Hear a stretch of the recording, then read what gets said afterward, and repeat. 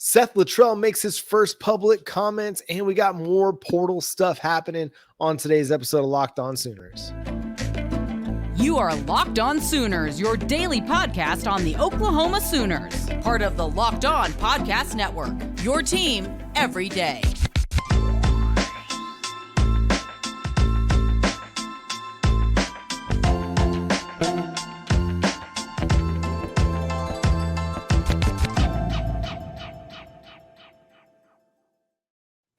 What's up, Sooner Nation? Hope you had a very Merry Christmas. Welcome to Locked On Sooners. Thank you for making Locked On Sooners your first listen every single day. Today's episode is brought to you by FanDuel. Make every moment more. Right now, new customers get $150 in bonus bets with any winning $5 moneyline bet. That's $150 if your team wins. Visit FanDuel.com/LockedOn today to get started. My name is John Williams. You can follow me on Twitter at John9Williams. My buddy here is Josh Helmer. You can follow him on Twitter at JoshOnRef. And Josh, the man, Seth Littrell, new offensive coordinator for the Oklahoma Sooners, took to the podium today or on Tuesday in preparation for the Alamo Bowl and had some very interesting things to say.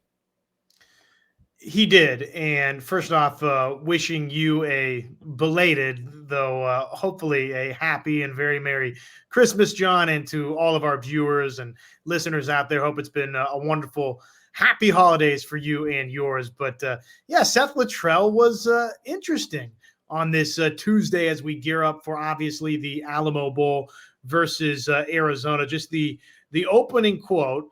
Seth Littrell on the offensive standard and just the standards in general at Oklahoma, which, of course, he's familiar with as he won a national championship at Oklahoma. But he says, quote, "I'm just as much of a fan as I am a coach. I'm a huge fan of Oklahoma, and so I have high expectations of this program, along with everybody sitting up here and everybody within our program. We know the expectations, and hey, we're going to do everything we can to go out, compete, and win championships," end quote, which – hey, he's won the initial press conference, right? As just about every coach before him probably has won the initial press conference.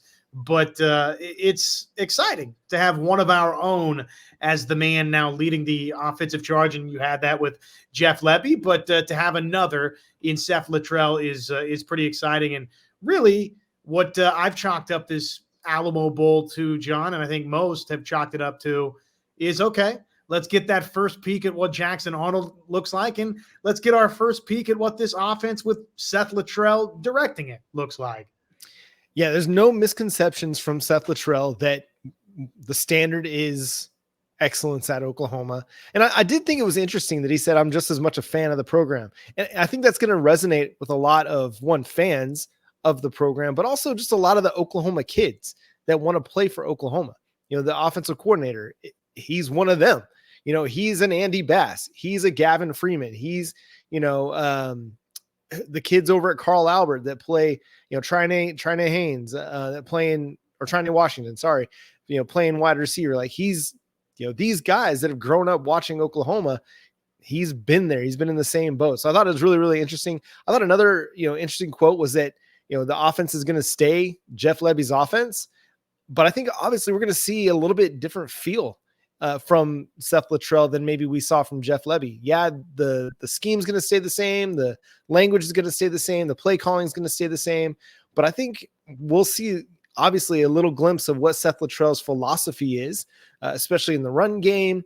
And then in some of the kind of more aggressive versus passive moments or elements of the game that you might look to. So that's going to be really, really interesting to see as well. In this game, do they let Jackson Arnold just go for it? Do they unleash him and just let him uncork a few? Or do they play things close to the chest and try to keep him upright, given the offensive line situation they've got? Or are they going to be an aggressive offense in this one? I really hope they are. I hope that we see this team go out and they just let it all hang out, being it's the last game of the season. And then he talked about how, okay, in the offseason, that'll be the time for us to look at things from this year, figure out what worked, figure out what needs to be adjusted, and then go from there. I think you have to just open it up. You've had a month here to prepare for this thing. And look, it would be great to win 11 football games, but contending for an SEC championship next season and assuring yourself a spot in a 12-team college football playoff in its inaugural version is much more important than winning an 11th game. So if that means you open it up and you give the full reins of the offense to let Jackson Arnold sink or swim a little bit, to make a mistake or two in this game, then I say you're all the better for having done so. I would rather Jackson Arnold learn in this game, and maybe a tough lesson or two, than go win an 11th football game in this 2023 season. To me, it's more important that you open it up for Jackson Arnold in this game. And obviously, Seth Littrell in his first comments, he understands that he's, at least initially, going to be tied very heavily to Jackson Arnold. He said about coaching Arnold in preparation for what's going to be Arnold's first collegiate start, quote, "I told him we're both getting our first start together. So it'll be an amazing time. No one better to do it with. But like I told him, we got great playmakers around us, great coaches around us that are going to make plays for us too. So our job is to work as hard as we can in a collaborative effort with everybody else and do our job, make the plays and manage the game that we're supposed to, and let the guys around us make huge plays as well," end quote. So look, that's probably more times than not going to be the case for Jackson Arnold at Oklahoma. You're going to have to step up and make some big-time throws. I'm not saying that you don't. You're going to have to go make some NFL throws and be that NFL five-star quarterback that Oklahoma's counting on. But a lot of times where you get in trouble is, yes, trying to do too much and not understanding, look, I've got Nick Anderson and Farouk and for this game, Drake Stoops and a number of talented weapons around me. Just let those guys go make plays, John. And that's why I say open it up. Don't just lean on the run game in Arnold's feet in the run game. Let him throw the football. Open this thing up and get after it a little bit. Yeah, because the glimpses that we've seen of Jackson Arnold this year, pretty stinking good. Now, I know a few things didn't necessarily go his way against BYU. Had one throw against Nick, to Nick Anderson that he overthrew him. But I like that they took the shot, and I like that he was unafraid to throw it. It had been the first time he'd thrown the football in like 2 months. So kind of understandable. He might be a little bit geeked up for it. But no, I'm excited. I'm excited to see what Seth Littrell brings to the table. I'm expecting kind of a more physical approach, like a more downhill running style in this one. Yeah, they're going to have some of that wide zone concept, but I think they're going to try and get downhill fast. And that's where Oklahoma was at its best this year. And that's also going to be the thing that makes it simpler for the offensive line is just get downhill. Let's not worry about the guards, the pulling stuff, the trap stuff. Let's just get downhill, especially, in like the read option, all the complicated nuanced stuff.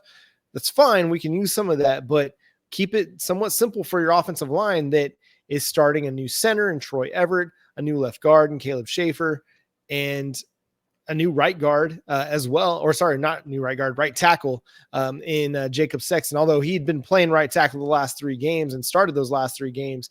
I mean, he's not the guy that you came into the season with. So you've got a couple new starters on the offensive line and a young starter in Jacob Sexton. So keep things, going downhill. Because again, that's where Oklahoma was at its best, especially Gavin Sawchuk and Tawi Walker. I feel like they were at their best when they were running between the tackles. So let's keep doing that. Anything else from Seth Littrell's, remarks that he made today on Tuesday that stood out to you? Chalk this up for a full run of the conversation tomorrow or after the bowl game. Don't know when we'll get back to it, but I thought this was actually the most important thing that Seth Littrell said, and we don't have enough time probably to fully delve into it. So a little teaser for the future here.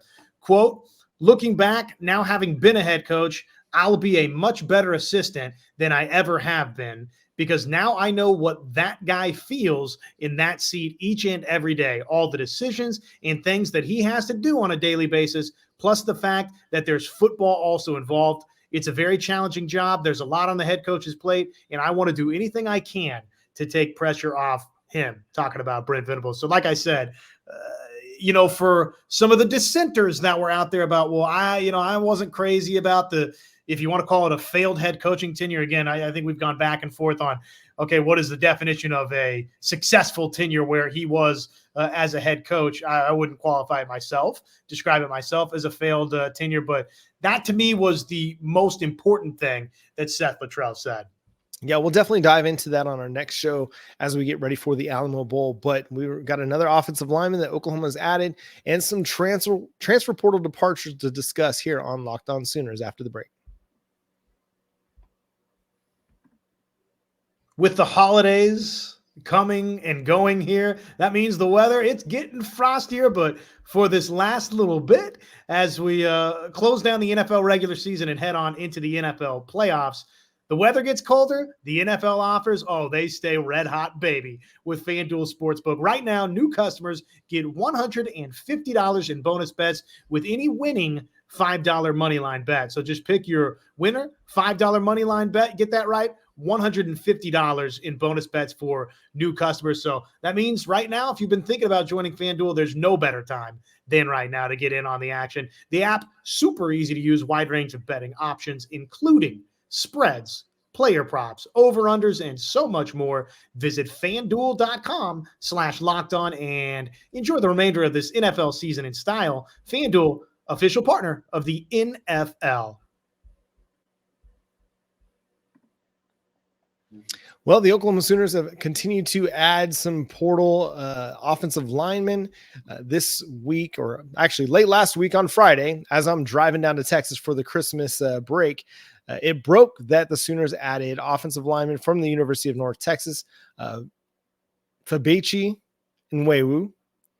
Guard, started 20 games for the Mean Green, came in initially as a walk-on under Seth Littrell, and then became a freshman All-American in 2021, and then an All-American Athletic Conference performer, freshman All-American in 2022, and then an American Athletic Conference first teamer in 2023 after only playing 8 games. So experienced guy, played a lot of football at guard, obviously taking a step up, joining the Oklahoma Sooners, getting ready to go into the SEC, but it's an experience. To me, it's an ascending player. So you hope you can continue that trajectory when you get him on campus.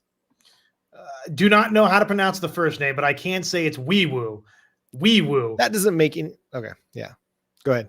Sorry. For the last day. Well, hey, at least so far as we know, because last time I checked, we had a pronunciation on Eddie Pierre-Louis for months and months, and then it turned out we didn't have the pronunciation, and then we had the pronunciation after all. So take what I said with a grain of salt, John. Don't take it as the absolute end-all be-all here. But for now, Nwaiwu, obviously a lot of starting experience over the course of the last 2 seasons, 20 games as a starter under the belt, including 8 this season.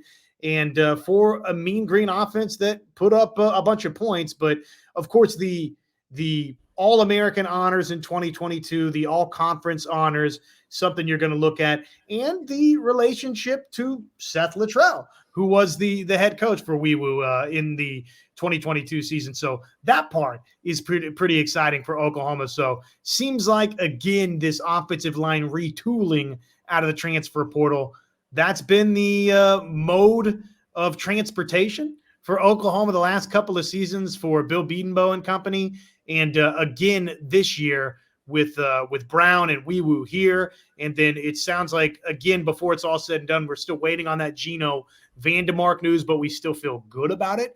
So it feels like, again, Oklahoma has found some guys, John, out of the transfer portal that have started, have played a lot of football, and you would think, if not starters, certainly as depth pieces, they're going to step right in and help Oklahoma. Yeah, they absolutely will. And this is a guy that's played a ton of right guard. And where do you have a need after McCabe Matire goes to the NFL? You have a need at right guard. Now, you still potentially have a need at left guard. Although I argued with people on Twitter, how many offensive linemen do you need to add in the portal? Well, at some point, you got to start working on developing your guys, and you got to give them opportunities to develop. But if you do add a Gino Vandemark, then you've got 3 portal additions.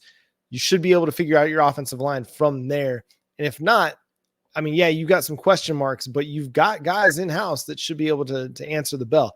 So it'll be interesting because Gino Vandemark, he was a right guard as well at Michigan State. So if they add him, it'll be curious to see who bumps over to left guard, or will there just be straight competition to figure out the best 5 guys across the board? We've seen Bill Bedenbaugh do that in the past where, okay, maybe he has multiple guys that are, or 3 tackles that are really good, and he wants to have them all on the field. Well, one bumps inside the guard, or vice versa. He has multiple guards that he likes and he wants to play them all.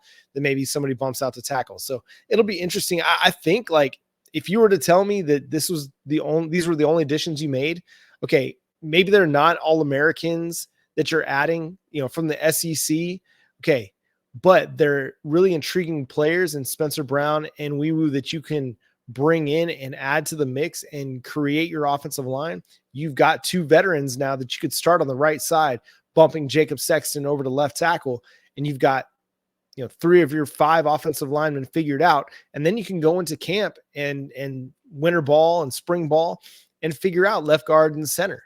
And you've got seriously pretty good options there in Troy Everett at center, Josh Bates, or at left guard in Jake Taylor, or one of your true freshmen coming in, Eugene Brooks or Eddie Pierre-Louis, one of these guys. So you've got a lot of options here along the offensive line. I'd like to see them go into the spring and like, hey, let's develop our dudes and let's see who can get a job. I mean, you're going to have a lot of really intriguing options at that left guard spot in particular. And we saw just this last year, Caden Green was able to come in and be an impactful player for you as a true freshman at guard. It's maybe a little bit easier to make that impact as a true freshman than maybe at left tackle. Although the physicality and the size of the guys that you have to block on the interior, it steps up a notch than it does in high school. So there's definitely a big learning curve and a big, physical development that has to take place over the next 9 months for some of these guys. But hey, man, there's options there. And if they do decide to add, Gino Vandermark, which based on all the predictions, that's going to be the next, domino to fall for the Sooners, you're looking pretty good at offensive line all of a sudden. So if I sat here today and told you Joshua Bates between now and then, big time leap, he's ready to step in place of Andrew Rame as your starting center of the future, right? And then if I told you, and we all kind of feel this way, right, that Jacob Sexton is going to be one of your tackles of the next couple of seasons here for you. If I gave you those 2 items and then told you that Nwaiwu and Brown and Vandermark, 2 of those names are starters for Oklahoma, how comfortable would you then feel about Oklahoma's situation, given that you've also got, the Howlands of the world, the Heath Ozaidas of the world?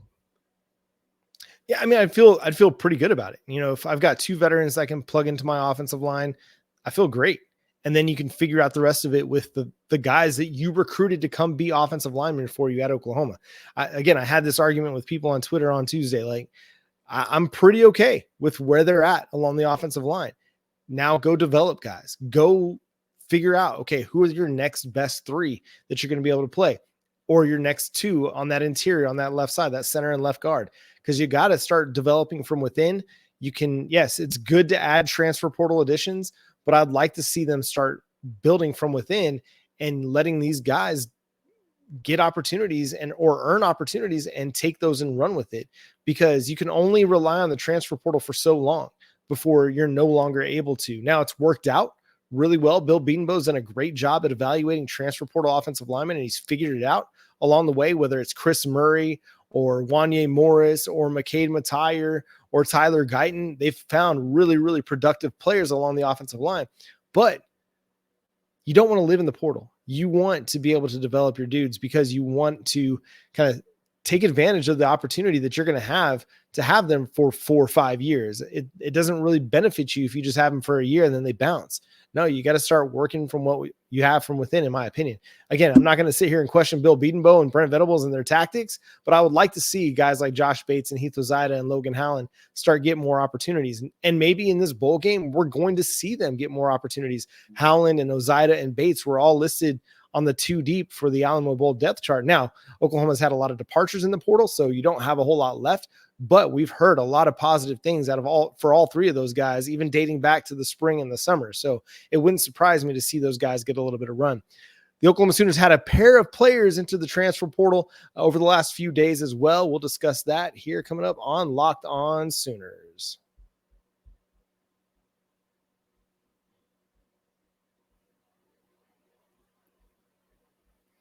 Once again, thank you for making Locked On Sooners your first listen every single day. We're free and available on all podcast platforms and on YouTube. Also, go check out the Locked On Sports Today streaming 24/7 sports channel on YouTube coming up right after this show as well. Get all the great content here on the Locked On Network across every major sport and collegiate athletics as well. If you're trying to get ahead of the game and figure out what's going on in the SEC, go check out Locked On SEC or one of the great Locked On shows covering one of those SEC teams that the Sooners might face in 2024. The Sooners had a couple of transfer portal departures. It's been that season for them, as well as they've added guys. We'll start with the one that happened on Saturday. It was Christmas Eve, Saturday night on the 23rd. Davis Beville entered the transfer portal. Not too terribly surprising. I figured he might stick around one more year to just kind of continue to be that veteran presence for the Sooners, backing up Jackson Arnold. But it also doesn't necessarily surprise me that if he feels like he's a guy that could go start for somebody somewhere, that maybe he'd take a chance and see what his options are and see what his opportunities are. The only way to see what your opportunities are to get into the portal and put your name out there. And I mean, I think he's got a shot at starting for somebody at the group of 5 level, or maybe a low end power 5, option, because I mean, listen, he's not necessarily going to light the world on fire, but he's an experienced guy. He's played some quarterback. He's been in some, a really good offensive system now under Jeff Lebby. I imagine he's learned some things along the way to help benefit him down the road as well. We saw a guy like Alan Bowman who, okay, maybe he was pretty good at Tech at times, but the injury issues really, hindered him, went off, sat a couple years at Michigan, came back to Oklahoma State and played really, really good football and helped them reach the Big 12 championship game. So we'll see where Davis Beville lands, but it's hard to quantify that necessarily as a loss, especially given the rumblings that you're hearing about Casey Thompson entering the portal, and maybe there being some interest there for the Sooners, or at least for Casey Thompson coming to Oklahoma. If you want a veteran quarterback, Thompson makes a lot of sense. He's played a lot of football. I mean, he's a guy that in a pinch, you could bring him into a game and feel pretty comfortable with him running your offense. Wish Davis Beville the absolute best. Would be a nice end of the story to see him go somewhere and do some positive things, because obviously the Cotton Bowl game, you can't shake that if you're an Oklahoma fan. And that stinks because by all accounts, tremendous young man, seems like a really nice person. Wasn't ever a negative remark after any of that directed at the fan base, which, that's a lot for a young person to go through the jokes and the ridicule that Davis Beville did and to not really fire back in any way, shape, or form. So I applaud him for that and wish him well. And on that, I just don't even know if Jeff Lebby put him in the best situation to succeed in that game, because it's hard to get into a rhythm as a quarterback if you're running the offense for 2 plays and then it's wildcat for 2 plays, and you're running the offense for a play and then it's wildcat for a play. It's just hard if you haven't played a lot, which he hadn't since playing in that bowl game for Pitt, and then really hadn't played much for Pitt. So really hadn't really started a game, maybe one game since high school. It's hard to get into a whole lot of a rhythm if you're not running the offense.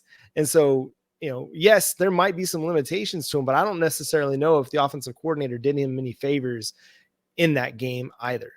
The other transfer portal departure, LV Bunkley-Shelton, a wide receiver that came over to Oklahoma from Arizona State. Now, this one, I'm not surprised to see that he left. I am surprised at kind of the limited impact that he made while here. I thought coming into Oklahoma, coming into Norman, I thought he was going to be a bigger player for them after having a pretty good season in his second year with Arizona State. I think he had over 400 yards receiving for them in that sophomore year. And so a little bit surprised me that he wasn't more productive, especially maybe even last year where the wide receiver production was kind of up and down. But, this year, it was hard for anybody to break through. You had Jalil Farouk, a steady guy. Nick Anderson, you saw his ascension. Drake Stoops had a career year. Andrel Anthony had a breakout season. And Jaden Gibson really emerged as a player that, okay, you got to have him on the field at times because he's become a really, really good player for you. So it was hard for anybody to break into that rotation, even guys like Brendan Thompson. So if you weren't in that top 4, you weren't getting a lot of opportunities, and it just really didn't pan out for LV Bunkley-Shelton. So he's going to go off similar to Davis Beville and look for an opportunity to get some significant playing time and make an impact somewhere.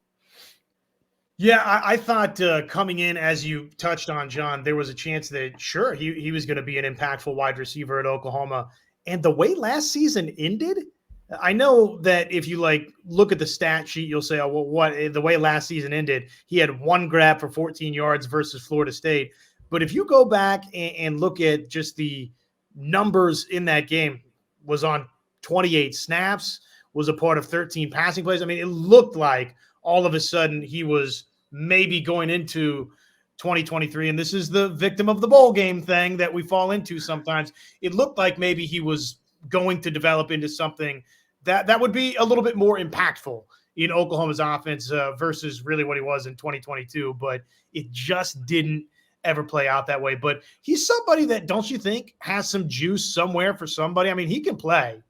Yeah, I think he can too. And who knows where that ends up being. Maybe he goes to a place like SMU, like Savion Byrd and Nate Anderson did, and find some success, or a high level group of 5 team, like a Tulsa, like a Tulsa might be a spot where he could go and be a really successful player. I think there's going to be options for a guy like him because he's got some success. He was in an offense like Oklahoma where he was able to continue to learn and grow and build.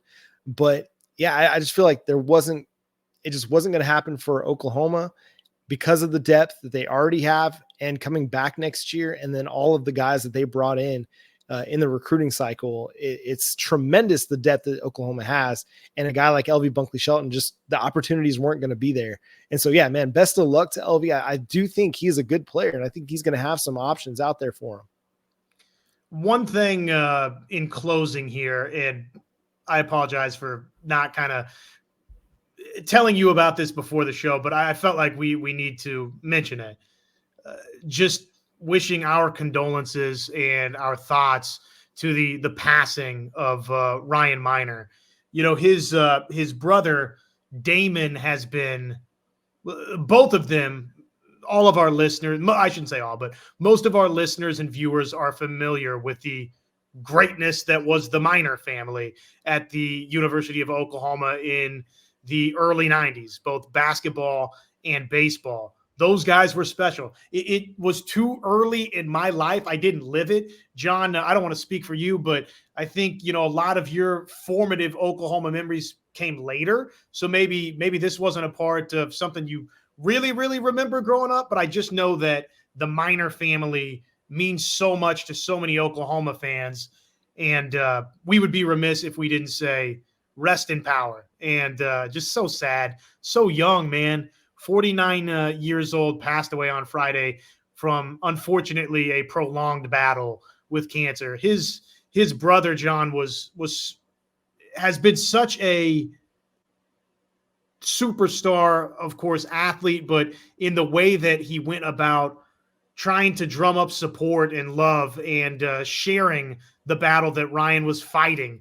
Damon was incredible in that way. Put on the golf tournament that's going to live on going forward at the University of Oklahoma. I believe this past summer, and Damon was kind enough to come on with us on the Ref Radio Network to just share the idea behind putting that golf tournament together over at Jimmy Austin. And again, so much of it was to have some funds to fight for Ryan. And unfortunately, it just didn't turn out the way that any of us wanted. But that tournament is going to live on. It's going to live on in Ryan's name. And man, the Miner family, I just feel so bad for them. Again, 49 years, the world we live in now, John. This is a terrible, long-winded rant, but 49 is just too young, and it's just so sad. Yeah, and there's not much more I can add to it except seeing all of the outpouring of love toward the family and the memories that people brought up. You're right. I've not been an Oklahoma fan long enough to have had that as part of my experience, but I can relate through the stories that people share and the memories that people have. And when people think of the Oklahoma Sooners in the 90s, they think of Ryan Miner, whether it's guys like Eddie Radosevich or, a number of guys out there just talking about what an impact he made on them as young men or even, the young ladies that were watching as well, just what Sooner basketball, Sooner baseball was so much of it was Ryan Miner. So yes, rest in peace. Our condolences go out to the Miner family. And that's going to do it for today's episode of Locked On Sooners.